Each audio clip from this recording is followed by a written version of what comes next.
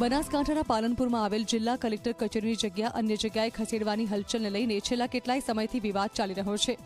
ત્યારે પાલનપુર જોરાવર પેલેસમાં આવેલી જિલ્લા કલેક્ટર કચેરીને સૌપ્રથમ સદરપુર અને હવે તે બાદ જગાણા ગામ નજીક ખસેડવાની હિલચાલ ચાલી રહી છે અને આ હિલચાલને પગલે સ્થાનિકોમાં રોષ જોવા મળ્યો છે। જો કચેરીની જગ્યા બદલવામાં આવશે તો દૂર દૂરથી આવતા લોકોને કામ કરવામાં મુશ્કેલી પડી શકે છે। જો કે થોડા સમય અગાઉ રાજ્ય સરકાર દ્વારા કરોડો રૂપિયાના ખર્ચે જિલ્લા કલેક્ટર કચેરીથી 200 થી 300 મીટરના અંતરમાં બસપોર્ટ પણ બનાવવામાં આવ્યું છે, જેથી જિલ્લાના દૂરના અંતરિયાળ ગામોમાંથી પોતાના સરકારી કામો અર્થે આવતા લોકો આ એસટી બસની મુસાફરી કરી પાલનપુર પહોંચે તો બસપોર્ટમાં ઉતરી 200 થી 300 મીટરના અંતરમાં આવેલી સરકારી કચેરીમાં પહોંચી પોતાના સરકારી કામો પૂરા કરી શકે। અહીંયા છેલ્લા કેટલાક દિવસથી કલેક્ટર કચેરી ખસેડવાની વાતો ચાલી રહી છે।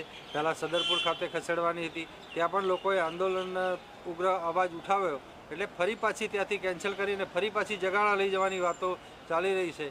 ખરેખર આટલું મોટું વિશાળ મેદાન અને વિશાળ જગ્યાવાળી જગ્યામાં એક જ જગ્યાએ બધી ઓફિસો આવી હોય તો એવી ગુજરાતમાં પ્રથમ એક બનાસકાંઠામાં જ છે।